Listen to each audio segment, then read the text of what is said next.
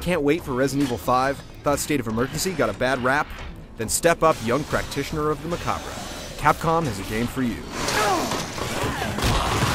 Dead Rising is the publisher's first epic next-generation game. While it's certainly not for everyone, its combination of choice, violence, and comedy is a potent one. Perfect.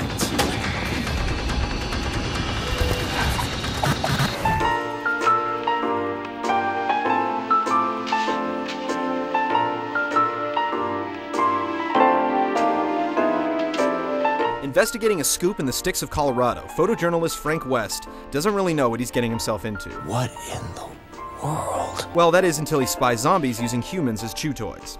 The government forces his chopper to land on the roof of a shopping mall, leaving Frank with 72 short hours to get the story and 3 long days to try and survive.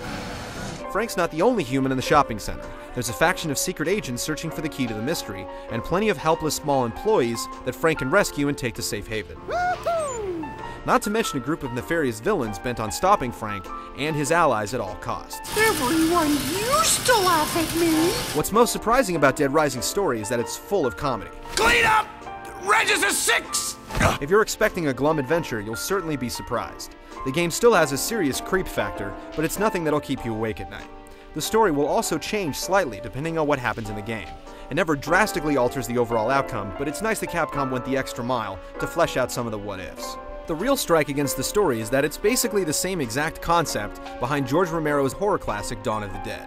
Capcom has already proven that it's capable of creating its own zombie-driven prose, so it's a little confusing as to why it decided to so shamelessly borrow for this game. A non-believer in our midst.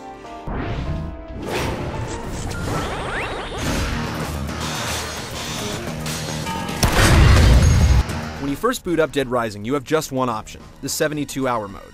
Here, there are 2 different kinds of missions. Some move the primary plot forward, while scoops are essentially side missions you can choose to complete if you want. Regardless of whether you're on the primary quest or completing the scoop missions, 90% of the objectives involve either rescuing someone in distress or picking up an item in one spot and taking it to another. Which is easier said than done when there are hundreds of zombies in between. The freedom the mission structure gives you to carve out your own path is nice, but the downside is that those who choose not to complete any of the side missions will find themselves sitting around waiting for the clock to strike a specific hour for the next main mission to become available. With all the carnage going on around you, it's easy to forget that the real reason Frank is in the mall is to get his story. To do this, you'll have to take pictures. The snapshots are then rated based upon how well centered they are and what's in the shot. Zombies attacking will give you a horror rating score, while taking photos of the females in the game will give you an erotica rating. The better the photo, the more points you'll get, which brings us to one of the more interesting aspects in Dead Rising. Please, talk to us. Believe it or not, the game includes some RPG elements. Everything you do, from dropping zombies to taking snapshots and completing missions, rewards you with points. These points then randomly upgrade Frank's abilities. You won't be grinding him up to a level 56 paladin, but his health meter will increase, he'll learn new combat moves, and he'll obtain new slots for weapons and items. When you first begin the game, you're confined to a very small portion of the mall, but as the main plot lurches forward, new areas become unlocked, though they're all approximately the same, just with different stores. Dead Rising's design is far more robust than you'd expect. The environments are a little repetitive, and the abundance of escort missions can get old, but the amount of choice you have and how you play the game more than makes up for it.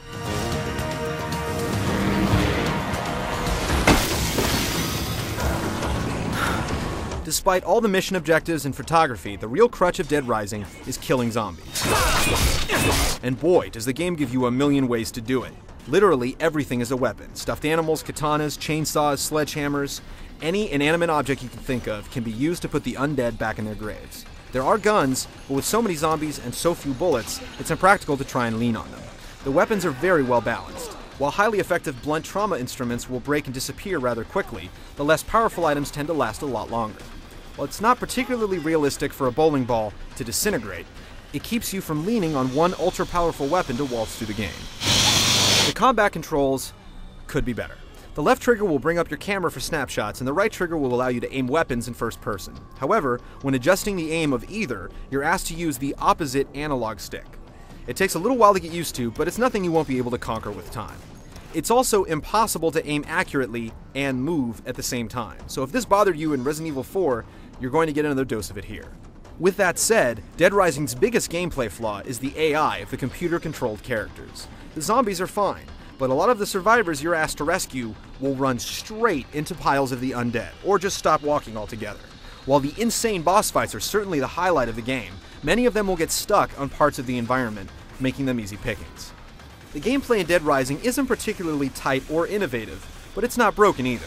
The control scheme could be more intuitive, and the humans in the game seem just as brainless as the zombies, but the tools are here to complete the game with minimal aggravation. The enjoyment you glean from Dead Rising is directly proportional to how much you enjoy using new weapons to kill zombies. If things like this have bored you in the past, then it's off to the rental store for you, but at the same time, assessing the game solely upon this trait is to sell it short. There are so many missions to complete and survivors to save that for the enthusiast, playing through it just one time will not be enough. And with the light RPG elements, solid graphics, and plenty of choice, it ensures that no two people will survive these visceral 72 hours the same way.